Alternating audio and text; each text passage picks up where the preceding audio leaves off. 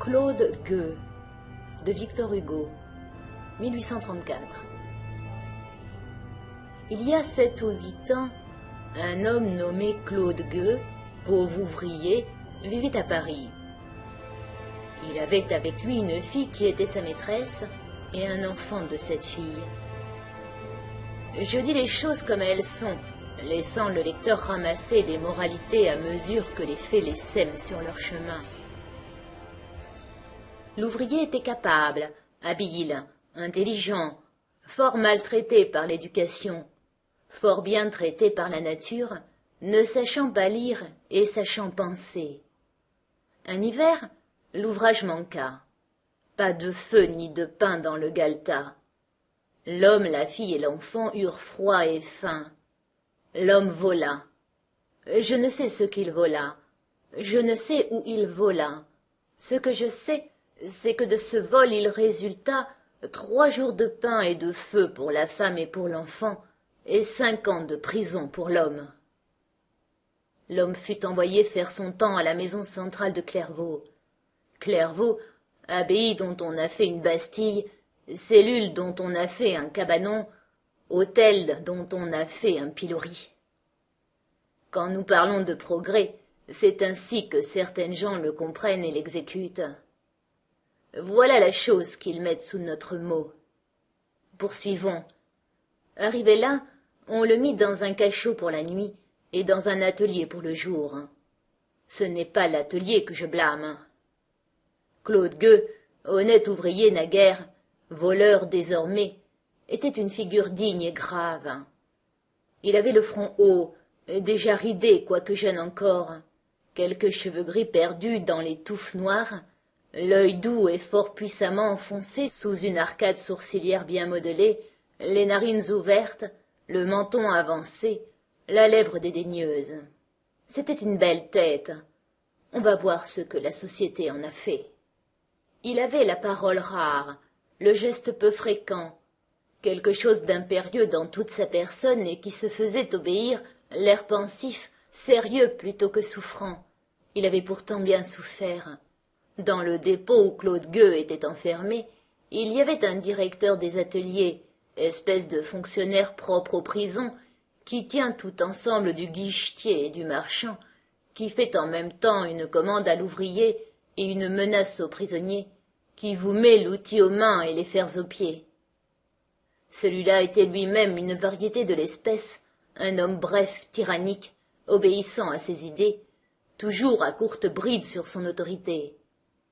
D'ailleurs, dans l'occasion, bon compagnon, bon prince, jovial même et raillant avec grâce, dur plutôt que ferme, ne raisonnant avec personne, pas même avec lui.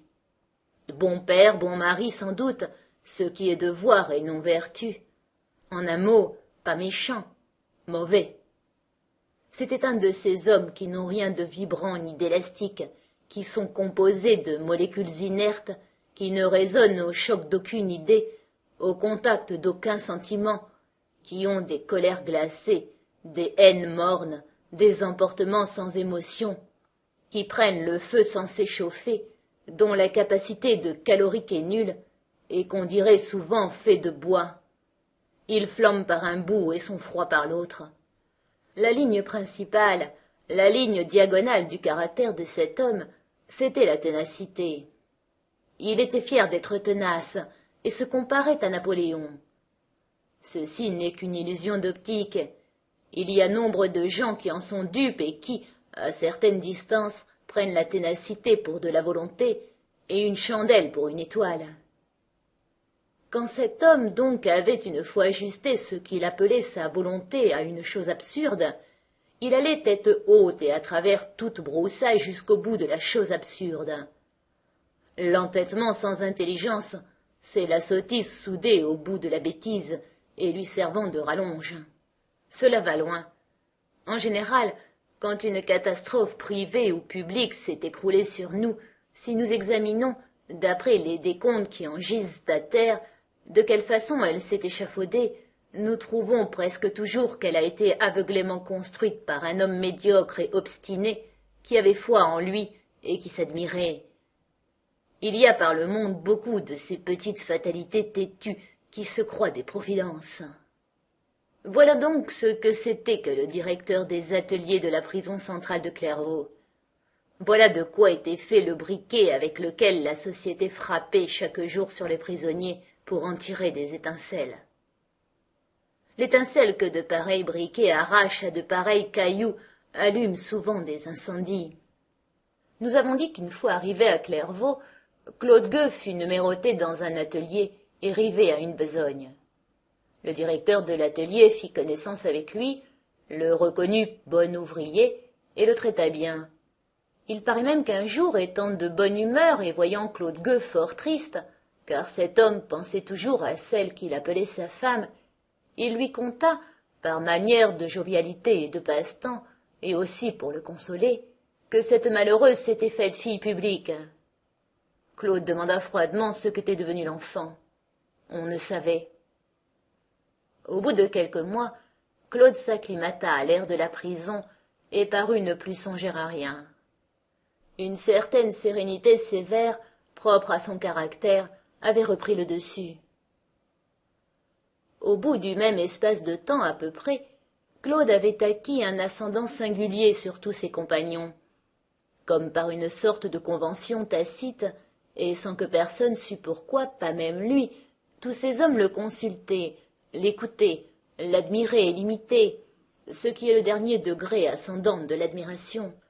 Ce n'était pas une médiocre gloire d'être obéi par toutes ces natures désobéissantes. Cet empire lui était venu sans qu'il y songeât. Cela tenait au regard qu'il avait dans les yeux.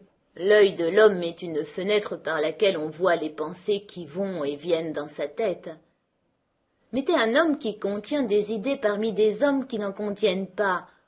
Au bout d'un temps donné, et par une loi d'attraction irrésistible, tous les cerveaux ténébreux graviteront humblement et avec adoration autour du cerveau rayonnant.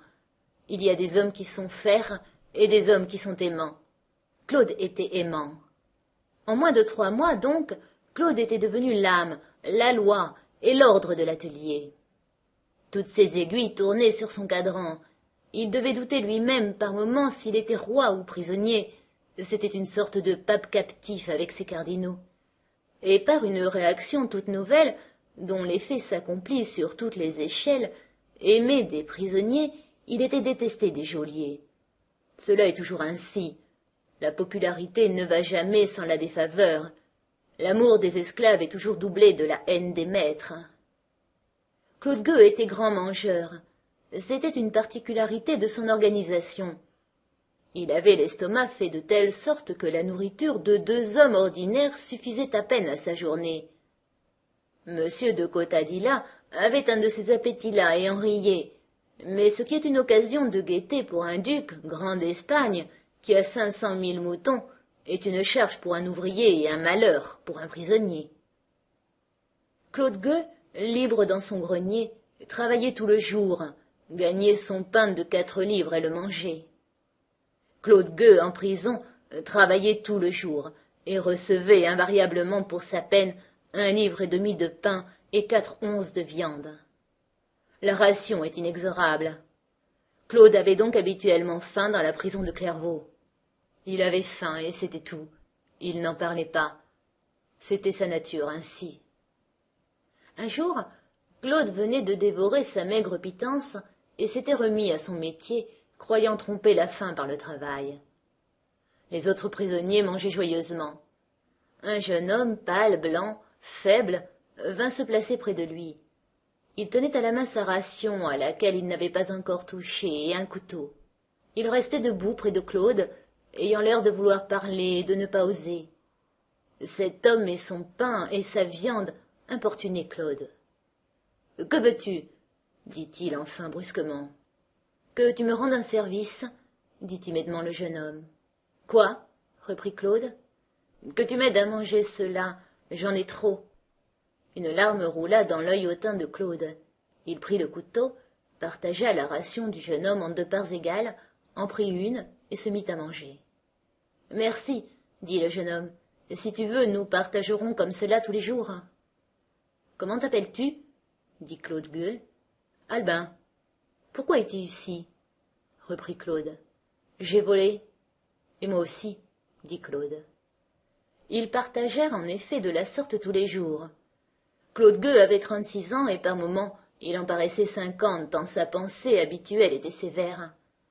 Albin avait 20 ans.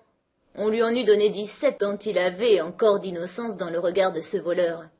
Une étroite amitié se noua entre ces deux hommes, amitié de père à fils plutôt que de frère à frère. Albin était encore presque un enfant, Claude était déjà presque un vieillard. Ils travaillaient dans le même atelier, ils couchaient sous la même clé de voûte, ils se promenaient dans le même préau, ils mordaient au même pain. Chacun des deux amis était l'univers pour l'autre. Il paraît qu'ils étaient heureux. Nous avons déjà parlé du directeur des ateliers. Cet homme haï des prisonniers était souvent obligé, pour se faire obéir d'eux, d'avoir recours à Claude Gueux qui en était aimé. Dans plus d'une occasion, lorsqu'il s'était agi d'empêcher une rébellion ou un tumulte, l'autorité sans titre de Claude Gueux avait prêté main forte à l'autorité officielle du directeur. En effet, pour contenir les prisonniers, 10 paroles de Claude valaient 10 gendarmes. Claude avait maintes fois rendu ce service au directeur. Aussi le directeur le détestait-il cordialement. Il était jaloux de ce voleur. Il avait au fond du cœur une haine secrète, envieuse, implacable contre Claude, une haine de souverain de droit à souverain de fait, de pouvoir temporel à pouvoir spirituel. Ces haines-là sont les pires. Claude aimait beaucoup Albin, et ne songeait pas au directeur. Un jour, un matin, au moment où les porte-clés transvasaient les prisonniers 2 à 2 du dortoir dans l'atelier, un guichetier appela Albin, qui était à côté de Claude, et le prévint que le directeur le demandait. « Que te veut-on » dit Claude. « Je ne sais pas, » dit Albin. Le guichetier emmena Albin.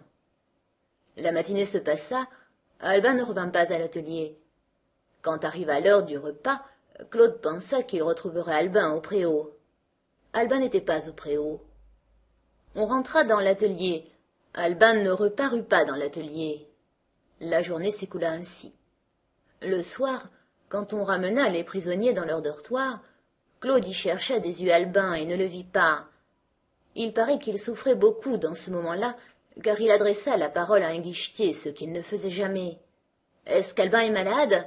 dit-il. « Non, » répondit le guichetier. « D'où vient donc, reprit Claude, qu'il n'est pas reparu aujourd'hui ?»« Ah !» dit négligemment le porte-clés, « c'est qu'on l'a changé de quartier. » Les témoins qui ont déposé de ces faits plus tard remarquèrent qu'à cette réponse du guichetier, la main de Claude, qui portait une chandelle allumée, trembla légèrement. Il reprit avec calme. « Qui a donné cet ordre-là » Le guichetier répondit. « M.D. » Le directeur des ateliers s'appelait M.D.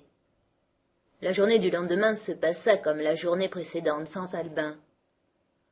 Le soir, à l'heure de la clôture des travaux, le directeur M.D. vient faire sa ronde habituelle dans l'atelier. Du plus loin que Claude le vit, il ôta son bonnet de grosse laine, il boutonna sa veste grise, triste livrée de Clairvaux, car il est de principe dans les prisons qu'une veste respectueusement boutonnée prévient favorablement les supérieurs, et il se tint debout et son bonnet à la main à l'entrée de son banc, attendant le passage du directeur. Le directeur passa. « Monsieur » dit Claude. Le directeur s'arrêta et se détourna à demi. « Monsieur » reprit Claude, « est-ce que c'est vrai qu'on a changé Albin de quartier ?»« Oui » répondit le directeur. « Monsieur » poursuivit Claude, « j'ai besoin d'Albin pour vivre. » Il ajouta. « Vous savez que je n'ai pas assez de quoi manger avec la ration de la maison et qu'Albin partageait son pain avec moi. »« C'était son affaire ?» dit le directeur. « Monsieur, est-ce qu'il n'y aurait pas moyen de faire remettre Albin dans le même quartier que moi ?»« Impossible. Il y a décision prise. »« Par qui ?»« Par moi. »« Monsieur D, reprit Claude, c'est la vie ou la mort pour moi, et cela dépend de vous. Je ne reviens jamais sur mes décisions. »« Monsieur, est-ce que je vous ai fait quelque chose ?»« Rien. »« En ce cas, dit Claude, pourquoi me séparez-vous d'Albin ?»« Parce que, dit le directeur. Cette explication donnée, le directeur passa outre. Claude baissa la tête et ne répliqua rien. pauvre lion en cage à qui l'on ôtait son chien. Nous sommes forcés de dire que le chagrin de cette séparation n'altéra en rien la voracité en quelque sorte maladive du prisonnier. Rien d'ailleurs ne parut sensiblement changé en lui. Il ne parlait d'Albin à aucun de ses camarades. Il se promenait seul dans le préau aux heures de récréation, et il avait faim, rien de plus.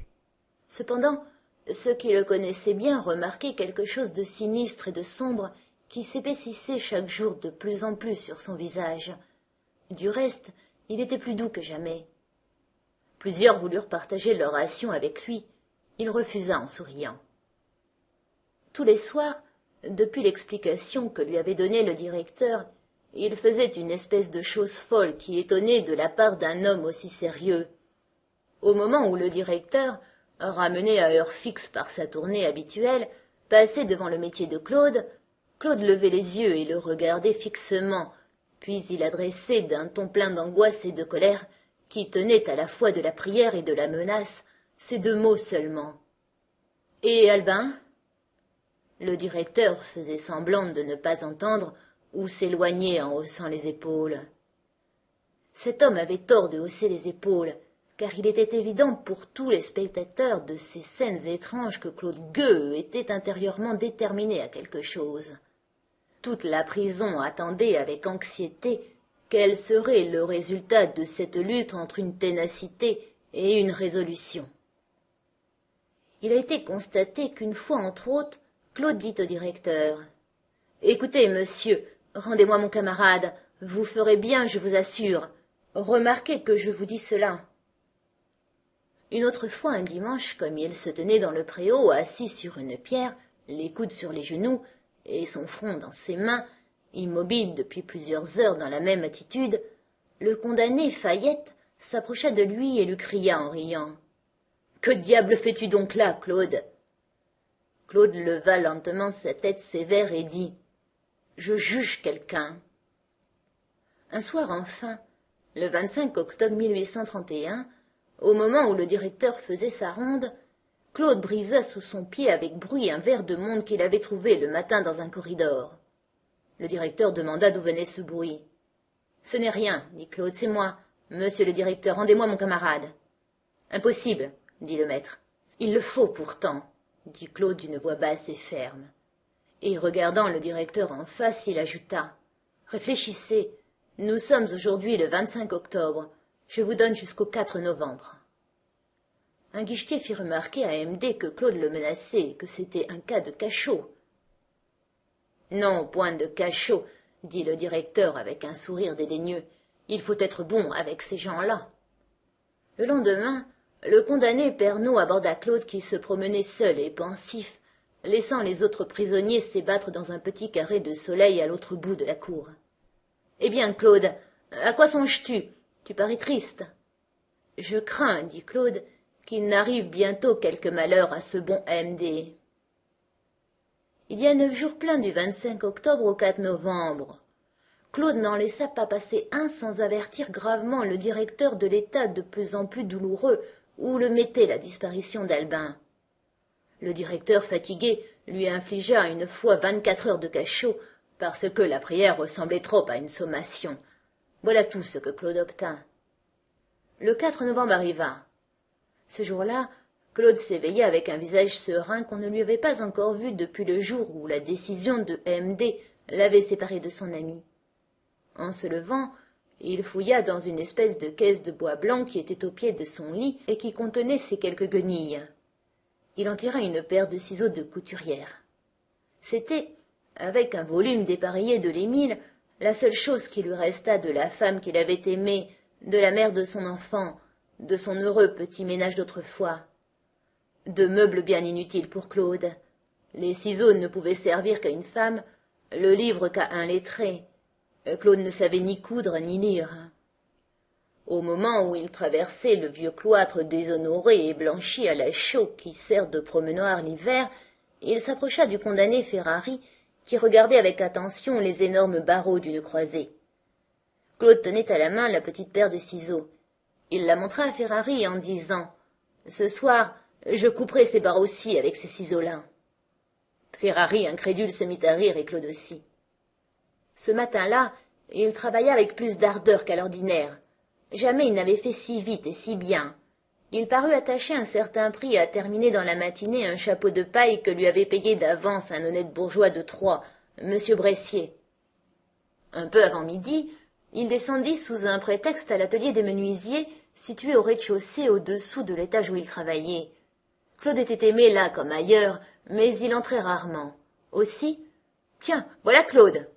On l'entoura, ce fut une fête.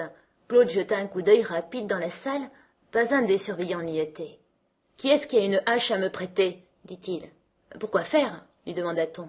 Il répondit. « C'est pour tuer ce soir le directeur des ateliers. » On lui présenta plusieurs haches à choisir. Il prit la plus petite, qui était fort tranchante, la cacha dans son pantalon et sortit. Il y avait là 27 prisonniers. Il ne leur avait pas recommandé le secret. Tous le gardèrent. Ils ne causèrent même pas de la chose entre eux. Chacun attendit de son côté ce qui arriverait. L'affaire était terrible, droite et simple. Pas de complications possibles.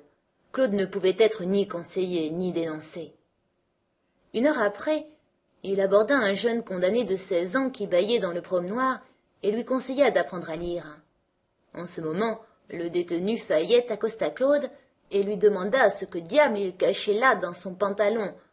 Claude dit « C'est une hache pour tuer M.D. ce soir. » Il ajouta « Est-ce que cela se voit ?»« Un peu, » dit Fayette.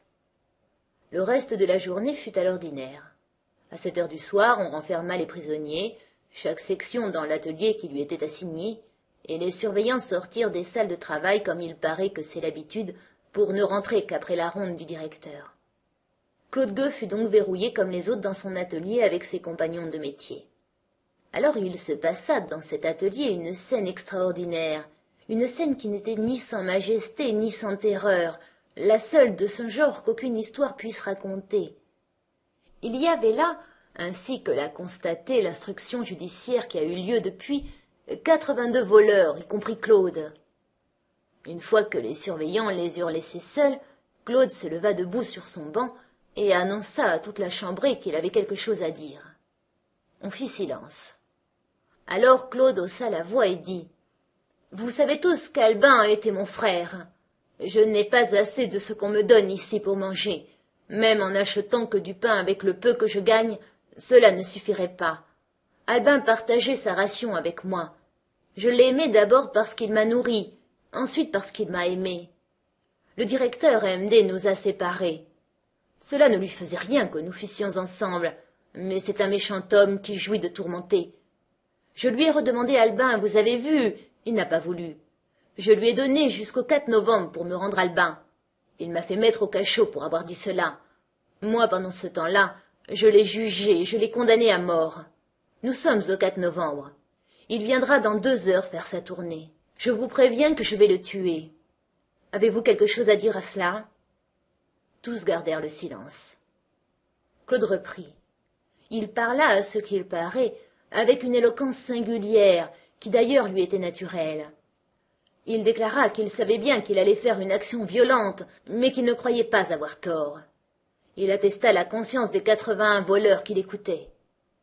Qu'il était dans une rude extrémité, que la nécessité de se faire justice soi-même était un cul-de-sac où l'on se trouvait engagé quelquefois, qu'à la vérité, il ne voulait prendre la vie de directeur sans donner la sienne propre, mais qu'il trouvait bon de donner sa vie pour une chose juste, qu'il avait mûrement réfléchi, et à cela seulement depuis 2 mois, qu'il croyait bien ne pas se laisser entraîner par le ressentiment, mais que dans le cas où cela serait, il suppliait qu'on l'en avertît, qu'il soumettait honnêtement ses raisons aux hommes justes qui l'écoutaient, qu'il allait donc tuer M.D., même que, si quelqu'un avait une objection à lui faire, il était prêt à l'écouter. Une voix seulement s'éleva, et dit qu'avant de tuer le directeur, Claude devait essayer une dernière fois de lui parler et de le faire fléchir. « C'est juste, dit Claude, et je le ferai. » 8 heures sonnèrent alors à la grande horloge. Le directeur devait venir à 9 heures. Une fois que cette étrange cour de cassation eut en quelque sorte ratifié la sentence qu'elle avait portée, Claude reprit toute sa sérénité. Il mit sur une table tout ce qu'il possédait en linge et en vêtements, la pauvre dépouille du prisonnier, et appelant l'un après l'autre ceux de ses compagnons qu'il aimait le plus après Albin, il leur distribua tout. Il ne garda que la petite paire de ciseaux. Puis il les embrassa tous. Quelques-uns pleuraient et il souriait à cela. Il y eut dans cette heure dernière des instants où il causa avec tant de tranquillité et même de gaieté que plusieurs de ses camarades espéraient intérieurement, comme ils l'ont déclaré depuis, qu'il abandonnerait peut-être sa résolution. Il s'amusa même une fois à éteindre une des rares chandelles qui éclairaient l'atelier avec le souffle de sa narine, car il avait de mauvaises habitudes d'éducation qui dérangeaient sa dignité naturelle plus souvent qu'il n'aurait fallu. Rien ne pouvait faire que cet ancien gamin des rues n'eût point par moments l'odeur du ruisseau de Paris. Il aperçut un jeune condamné qui était pâle, qui le regardait avec des yeux fixes et qui tremblait, sans doute dans l'attente de ce qu'il allait voir. « Allons, du courage, jeune homme, » lui dit Claude doucement. « Ce ne sera que l'affaire d'un instant. » Quand il eut distribué toutes ses hardes, fait tous ses adieux, serré toutes les mains, il interrompit quelques causeries inquiètes qui se faisaient çà et là dans les coins obscurs de l'atelier, et il commanda qu'on se remît au travail. Tous obéirent en silence. L'atelier où ceci se passait était une salle oblongue, un long parallélogramme percé de fenêtres sur ses deux grands côtés et de deux portes qui se regardaient à ses deux extrémités. Les métiers étaient rangés de chaque côté près des fenêtres, les bancs touchant le mur à angle droit, et l'espace resté libre entre les deux rangées de métiers formait une sorte de longue voie qui allait en ligne droite de l'une des portes à l'autre et traversait ainsi toute la salle. C'était une longue voie assez étroite que le directeur avait à parcourir en faisant son inspection. Il devait entrer par la porte sud et ressortir par la porte nord, après avoir regardé les travailleurs à droite et à gauche. D'ordinaire, il faisait ce trajet assez rapidement et sans s'arrêter. Claude s'était replacé lui-même à son banc, et il s'était remis au travail comme Jacques Clément se fut remis à la prière. Tous attendaient. Le moment approchait. Tout à coup, on entendit un coup de cloche. Claude dit « C'est l'avant-quart ». Alors il se leva, traversa gravement une partie de la salle et alla s'accouder sur l'angle du premier métier à gauche, tout à côté de la porte d'entrée. Son visage était parfaitement calme et bienveillant. 9 heures sonnèrent. La porte s'ouvrit. Le directeur entra. En ce moment-là, il se fit dans l'atelier un silence de statue. Le directeur était seul, comme d'habitude. Il entra avec sa figure joviale, satisfaite et inexorable, ne vit pas Claude qui était debout à gauche de la porte, la main droite cachée dans son pantalon, et passa rapidement devant les premiers métiers, hochant la tête, mâchant ses paroles, et jetant çà et là son regard banal sans s'apercevoir que tous les yeux qui l'entouraient étaient fixés sur une idée terrible. Tout à coup, il se détourna brusquement, surpris d'entendre un pas derrière lui. C'était Claude qui le suivait en silence depuis quelques instants. « Que fais-tu là, toi » dit le directeur. « Pourquoi n'es-tu pas à ta place ?»« Car un homme n'est plus un homme, là, c'est un chien, on le tutoie. » Claude Gueux répondit respectueusement. « C'est que j'ai à vous parler, monsieur le directeur. »« De quoi ?»« D'Albin. »« Encore ?» dit le directeur. « Toujours, » dit Claude. « Ah ça !» reprit le directeur, continuant de marcher. « Tu n'as donc pas eu assez de 24 heures de cachot ?» Claude répondit en continuant de le suivre. « Monsieur le directeur, rendez-moi mon camarade. »« Impossible. »« Monsieur le directeur, » dit Claude avec une voix qui eût attendri le démon, « je vous en supplie, remettez Albin avec moi. Vous verrez comme je travaillerai bien. Vous qui êtes libre, cela vous est égal. Vous ne savez pas ce que c'est qu'un ami, mais moi, je n'ai que les 4 murs de ma prison. Vous pouvez aller et venir, vous. Moi, je n'ai qu'Albin. Rendez-le-moi. Albin me nourrissait, vous le savez bien. Cela ne vous coûterait que la peine de dire oui. Qu'est-ce que cela vous fait qu'il y ait dans la même salle un homme qui s'appelle Claude Gueux et un autre qui s'appelle Albin? Car ce n'est pas plus compliqué que cela. Monsieur le directeur, un bon monsieur D, je vous supplie vraiment au nom du ciel. Claude n'en avait peut-être jamais tant dit à la fois à un geôlier. Après cet effort épuisé, il attendit. Le directeur répliqua avec un geste d'impatience. Impossible, c'est dit. Voyons, ne m'en parle plus, tu m'ennuies. Et comme il était pressé, il doubla le pas. Claude aussi. En parlant ainsi, ils étaient arrivés tous deux près de la porte de sortie. Les 80 voleurs regardaient et écoutaient haletants. Claude toucha doucement le bras du directeur. « Mais au moins que je sache pourquoi je suis condamné à mort. Dites-moi pourquoi vous l'avez séparé de moi. »« Je te l'ai déjà dit, » répondit le directeur. « Parce que... » Et tournant le dos à Claude, il avança la main vers le loquet de la porte de sortie. À la réponse du directeur, Claude avait reculé d'un pas. Les 80 statues qui étaient là virent sortir de son pantalon sa main droite avec la hache. Cette main se leva, et avant que le directeur eût pu pousser un cri, 3 coups de hache, chose affreuse à dire, assénés toutes les 3 dans la même entaille, lui avaient ouvert le crâne. Au moment où il tombait à la renverse, un 4e coup lui balafra le visage. Puis, comme une fureur lancée ne s'arrête pas court, Claude Gueux lui fendit la cuisse droite d'un 5e coup inutile. Le directeur était mort. Alors Claude jeta la hache et cria « À l'autre maintenant !» L'autre, c'était lui.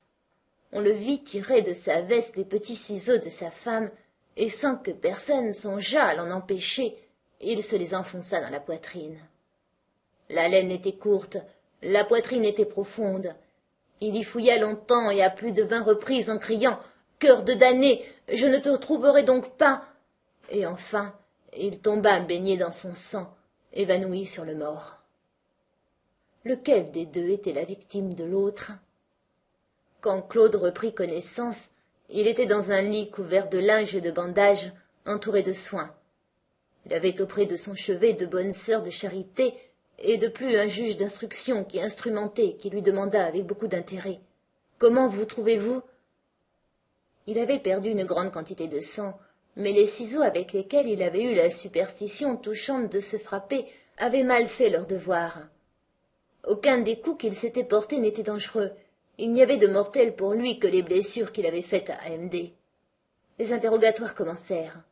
On lui demanda si c'était lui qui avait tué le directeur des ateliers de la prison de Clairvaux. Il répondit « Oui ». On lui demanda pourquoi, il répondit « Parce que ». Cependant, à un certain moment, ses plaies s'envenimèrent. Il fut pris d'une fièvre mauvaise dont il faillit mourir. Novembre, décembre, janvier et février se passèrent en soins et en préparatifs. Médecins et juges s'empressaient autour de Claude. Les uns guérissaient ses blessures, les autres dressaient son échafaud. Abrégeons. Le 16 mars 1832, il parut étant parfaitement guéri devant la cour d'assises de Troyes. Tout ce que la ville peut donner de foule était là. Claude eut une bonne attitude devant la cour. Il s'était fait raser avec soin, il avait la tête nue, il portait ce morne habit des prisonniers de Clairvaux, mi-parti de 2 espèces de gris. Le procureur du roi avait encombré la salle de toutes les baïonnettes de l'arrondissement, afin, dit-il à l'audience, de contenir tous les scélérats qui devaient figurer comme témoins dans cette affaire. Lorsqu'il fallut entamer les débats, il se présenta une difficulté singulière. Aucun des témoins des événements du 4 novembre ne voulait déposer contre Claude. Le président les menaça de son pouvoir discrétionnaire. Ce fut en vain. Claude alors leur commanda de déposer. Toutes les langues se délièrent. Ils dirent ce qu'ils avaient vu. Claude les écoutait tous avec une profonde attention. Quand l'un d'eux, par oubli ou par affection pour Claude, omettait des faits à la charge de l'accusé, Claude les rétablissait. De témoignage en témoignage, la série des faits que nous venons de développer se déroula devant la cour. Il y eut un moment où les femmes qui étaient là pleurèrent. L'huissier appela le condamné Albin. C'était son tour de déposer. Il entra en chancelant, et il sanglotait. Les gendarmes ne purent empêcher qu'il n'allât tomber dans les bras de Claude. Claude le soutint et dit en souriant au procureur du roi. « Voilà un scélérat qui partage son pain avec ceux qui ont faim. » Puis il baisa la main d'Albin. La liste des témoins épuisée, monsieur le procureur du roi se leva, prit la parole en ces termes. « Messieurs les jurés, la société serait ébranlée jusque dans ses fondements si la vindicte publique n'atteignait pas les grands coupables comme celui qui... etc. » Après ce discours mémorable, l'avocat de Claude parla. La plaidoirie contre et la plaidoirie pour firent chacune à leur tour les évolutions qu'elles ont coutume de faire dans cette espèce d'hippodrome qu'on appelle un procès criminel. Claude jugea que tout n'était pas dit. Il se leva à son tour. Il parla de telle sorte qu'une personne intelligente qui assistait à cette audience s'en revint frappée d'étonnement. Il paraît que ce pauvre ouvrier contenait bien plutôt un orateur qu'un assassin. Il parla debout, avec une voix pénétrante et bien ménagée, avec un œil clair, honnête et résolu, avec un geste presque toujours le même, mais plein d'empire. Il dit les choses comme elles étaient, simplement, sérieusement, sans charger ni amoindrir, convint de tout, regarda l'article 296 en face et posa sa tête dessous. Il eut des moments de véritable haute éloquence qui faisaient remuer la foule et où l'on se répétait à l'oreille dans l'auditoire ce qu'il venait de dire. Cela faisait un murmure pendant lequel Claude reprenait haleine en jetant un regard fier sur les assistants. Dans d'autres instants, cet homme qui ne savait pas lire était doux, poli, choisi comme un lettré. Puis, par moments encore, modeste, mesuré, attentif, marchant pas à pas dans la partie irritante de la discussion, bienveillant pour les juges. Une fois seulement, il se laissa aller à une secousse de colère. Le procureur du roi avait établi dans le discours que nous avons cité en entier que Claude Gueux avait assassiné le directeur des ateliers sans voie de fait ni violence de la part du directeur, par conséquent sans provocation. « Quoi » s'écria Claude. « Je n'ai pas été provoqué. Ah oui, vraiment, c'est juste, je vous comprends. Un homme ivre me donne un coup de poing, je le tue. J'ai été provoqué. Vous me faites grâce. Vous m'envoyez aux galères. Mais un homme qui n'est pas ivre et qui a toute sa raison me comprime le cœur pendant 4 ans, m'humilie pendant 4 ans, me pique tous les jours, toutes les heures, toutes les minutes d'un coup d'épingle à quelque place inattendue pendant 4 ans. J'avais une femme pour qui j'ai volé, il me torture avec cette femme.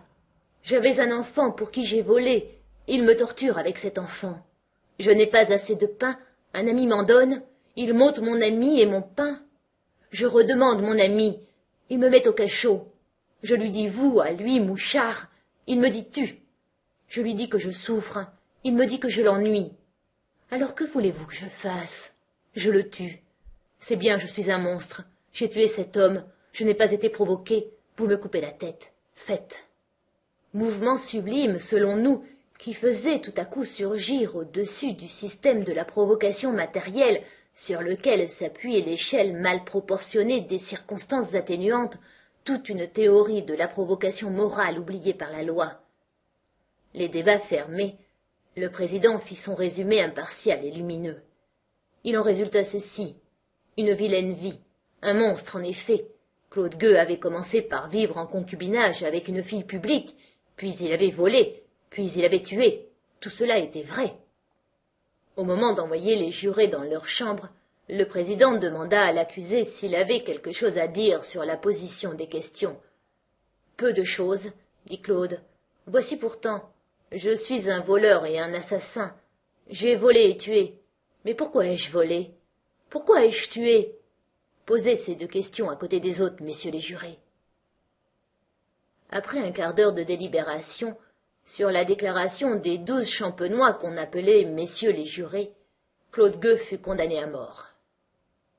Il est certain que dès l'ouverture des débats, plusieurs d'entre eux avaient remarqué que l'accusé s'appelait Gueux, ce qui leur avait fait une impression profonde.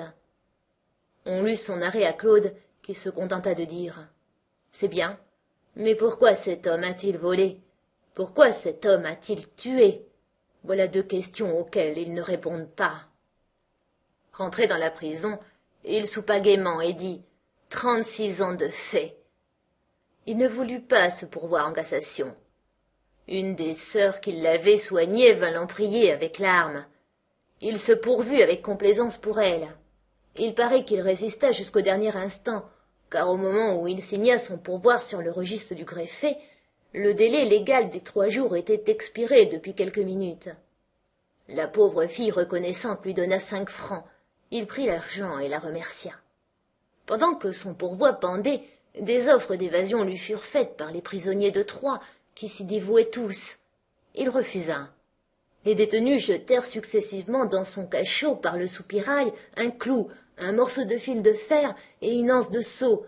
Chacun de ces trois outils eût suffi à un homme aussi intelligent que l'était Claude pour limer ses fers. Il remit l'anse, le fil de fer et le clou au guichetier. Le 8 juin 1832, 7 mois et 4 jours après le fait, l'expiation arriva. Pede claudo, comme on voit. Ce jour-là, à 7 heures du matin, le greffier du tribunal entra dans le cachot de Claude et lui annonça qu'il n'avait plus qu'une heure à vivre. Son pourvoi était rejeté. « Allons, dit Claude froidement, j'ai bien dormi cette nuit, sans me douter que je dormirai encore mieux la prochaine. Il paraît que les paroles des hommes forts doivent toujours recevoir de l'approche de la mort une certaine grandeur. » Le prêtre arriva, puis le bourreau. Il fut humble avec le prêtre, doux avec l'autre. Il ne refusa ni son âme ni son corps, et il conserva une liberté d'esprit parfaite. Pendant qu'on lui coupait les cheveux, quelqu'un parla dans un coin du cachot du choléra qui menaçait Troyes en ce moment. « Quant à moi, dit Claude avec un sourire, je n'ai pas peur du choléra. » Il écoutait d'ailleurs le prêtre avec une attention extrême, en s'accusant beaucoup et en regrettant de n'avoir pas été instruit dans la religion. Sur sa demande, on lui avait rendu les ciseaux avec lesquels il s'était frappé. Il y manquait une lame qui s'était brisée dans sa poitrine. Il pria le geôlier de faire porter de sa part ses ciseaux à Albin. Il dit aussi qu'il désirait qu'on ajoutât à ce legs la ration de pain qu'il aurait dû manger ce jour-là.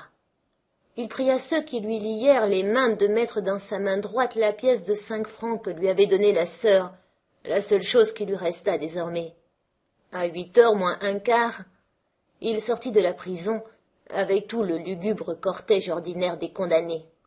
Il était à pied, pâle, l'œil fixé sur le crucifix du prêtre, mais marchant d'un pas ferme.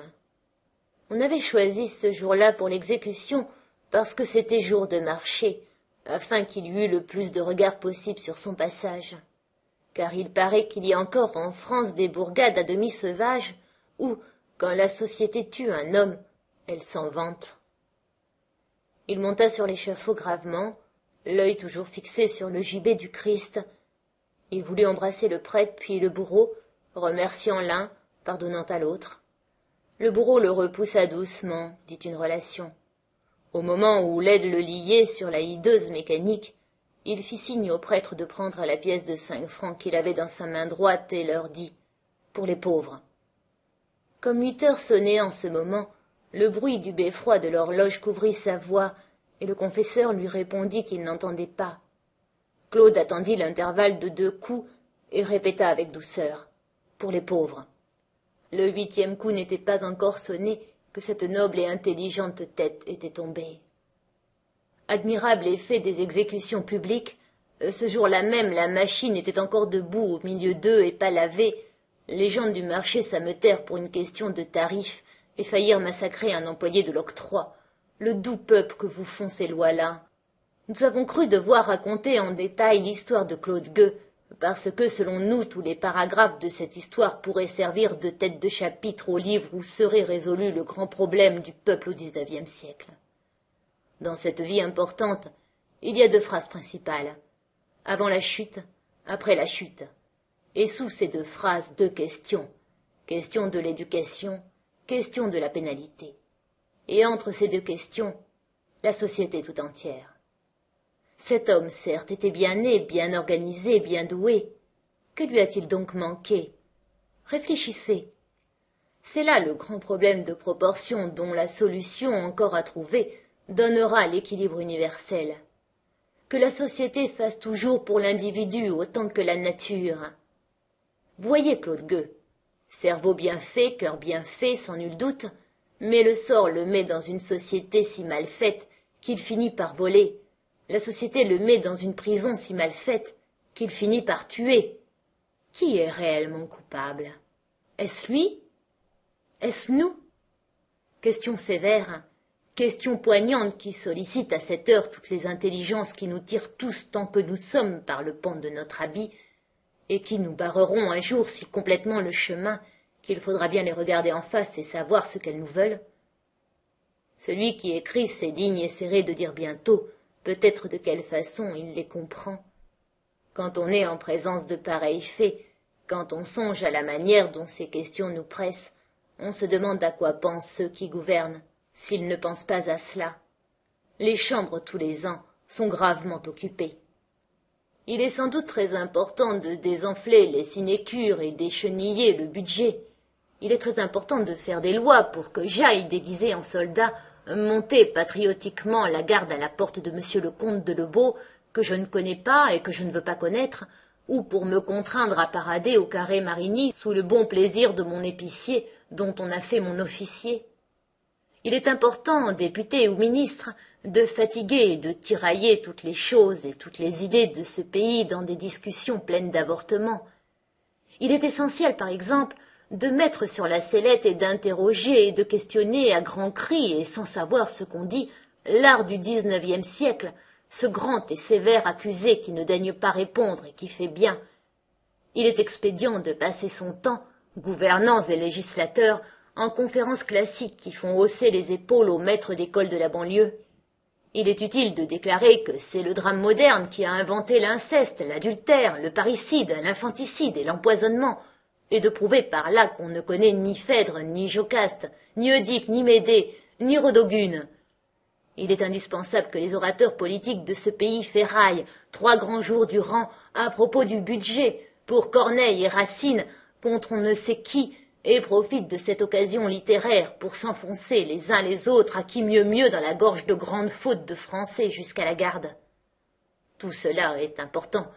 Nous croyons cependant qu'il pourrait y avoir des choses plus importantes encore. Que dirait la Chambre au milieu des futiles démêlés qui font si souvent colter le ministère par l'opposition et l'opposition par le ministère, si tout à coup, des bancs de la Chambre ou de la tribune publique, qu'importe, quelqu'un se levait et disait ces sérieuses paroles. « Taisez-vous, qui que vous soyez, vous qui parlez ici, taisez-vous, vous croyez être dans la question, vous n'y êtes pas. » La question la voici. La justice vient, il y a 1 an à peine, de déchiqueter un homme à Pamiers avec un eustache. À Dijon, elle vient d'arracher la tête à une femme. À Paris, elle fait barrière Saint-Jacques des exécutions inédites. Ceci est la question. Occupez-vous de ceci. Vous vous querellerez après pour savoir si les boutons de la garde nationale doivent être blancs ou jaunes, et si l'assurance est une plus belle chose que les certitudes. Messieurs des centres, messieurs des extrémités, le gros du peuple souffre. Que vous l'appeliez république ou que vous l'appeliez monarchie, le peuple souffre, ceci est un fait. Le peuple a faim, le peuple a froid, la misère le pousse au crime ou au vice selon le sexe. Ayez pitié du peuple, à qui le bagne prend ses fils et le lupanar ses filles. Vous avez trop de forçats, vous avez trop de prostituées. Que prouvent ces 2 ulcères? Que le corps social a un vice dans le sang. Vous voilà réunis en consultation aux cheveux du malade. Occupez-vous de la maladie. Cette maladie, vous la traitez mal, étudiez-la mieux. Les lois que vous faites, quand vous en faites, ne sont pas des palliatifs et des expédients. Une moitié de vos codes est routine, l'autre moitié empirisme. La flétrissure était une cautérisation qui gangrénait la plaie. Peine insensée que celle qui pour la vie scellée érivait le crime sur le criminel, qui en faisait 2 amis, 2 compagnons, 2 inséparables. Le bagne est une vésicatoire absurde qui fait résorber, non sans l'avoir rendu pire encore, presque tout le mauvais sang qu'il extrait.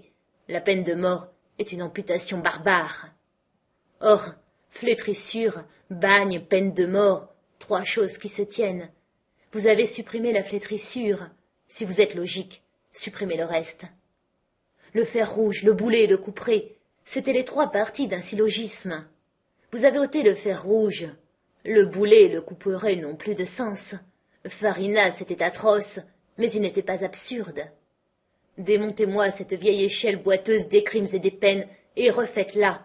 Refaites votre pénalité, refaites vos codes, refaites vos prisons, refaites vos juges, remettez les lois au pas des mœurs. Messieurs, il se coupe trop de têtes par an en France. Puisque vous êtes en train de faire des économies, faites-en là-dessus. Puisque vous êtes en verbe de suppression, supprimez le bourreau. Avec la solde de vos 80 bourreaux, vous paierez 600 maîtres d'école. Songez au gros du peuple, des écoles pour les enfants, des ateliers pour les hommes. Savez-vous que la France est un des pays de l'Europe où il y a le moins de natifs qui sachent lire? Quoi? La Suisse saurait lire? La Belgique sait lire? Le Danemark sait lire? La Grèce sait lire? L'Irlande sait lire? Et la France ne sait pas lire? C'est une honte. Allez dans les bagnes, appelez autour de vous toute la chourme, examinez un à un tous ces damnés de la loi humaine, calculez l'inclinaison de tous ces profils, tâtez tous ces crânes. Chacun de ces hommes tombés a au-dessous de lui son type bestial. Il semble que chacun d'eux soit le point d'intersection de telle ou telle espèce animale avec l'humanité. Voici le loup-cervier, voici le chat, voici le singe, voici le vautour, voici la hyène. Hors de ces pauvres têtes mal conformées, le premier tort est à la nature sans doute, le second à l'éducation. La nature a mal ébauché, l'éducation a mal retouché l'ébauche. Tournez vos soins de ce côté. Une bonne éducation au peuple. Développez de votre mieux ces malheureuses têtes, afin que l'intelligence qui est dedans puisse grandir. Les nations ont le crâne bien ou mal fait selon leurs institutions. Rome et la Grèce avaient le front haut. Ouvrez le plus que vous pourrez l'angle facial du peuple. Quand la France saura lire, ne laissez pas sans direction cette intelligence que vous aurez développée. Ce serait un autre désordre. L'ignorance vaut encore mieux que la mauvaise science. Non, souvenez-vous qu'il y a un livre plus philosophique que le compère Matthieu, plus populaire que le constitutionnel, plus éternel que la charte de 1830. C'est l'écriture sainte. Et ici, un mot d'explication. Quoi que vous fassiez, le sort de la grande foule, de la multitude, de la majorité, sera toujours relativement pauvre et malheureux et triste. À elle le dur travail, les fardeaux à pousser, les fardeaux à traîner, les fardeaux à porter. Examinez cette balance, toutes les jouissances dans le plateau du riche, toutes les misères dans le plateau du pauvre, les deux parts ne sont-elles pas inégales? La balance ne doit-elle pas nécessairement pencher, et l'État avec elle? Et maintenant, dans le lot du pauvre, dans le plateau des misères, jetez la certitude d'un avenir céleste, jetez l'aspiration au bonheur éternel, jetez le paradis, contrepoids magnifique. Vous rétablissez l'équilibre. La part du pauvre est aussi riche que la part du riche. C'est ce que savait Jésus, qui en savait plus long que Voltaire. Donnez au peuple qui travaille et qui souffre, donnez au peuple pour qui ce monde est si mauvais, la croyance à un meilleur monde fait pour lui. Il sera tranquille, il sera patient. La patience est faite d'espérance. Donc ensemencez les villages d'Évangile, une Bible par cabane, que chaque livre et chaque chant produisent à eux deux un travailleur moral. La tête de l'homme du peuple, voilà la question. Cette tête est pleine de germes utiles. Employée pour la faire mûrir et venir à bien ce qu'il y a de plus lumineux et de mieux tempéré dans la vertu. Tel à assassiner sur les grandes routes qui, mieux dirigé, eût été le plus excellent serviteur de la cité. Cette tête de l'homme du peuple, cultivez-la, défrichez-la, arrosez-la, fécondez-la, éclairez-la, moralisez-la, utilisez-la. Vous n'aurez pas besoin de la couper.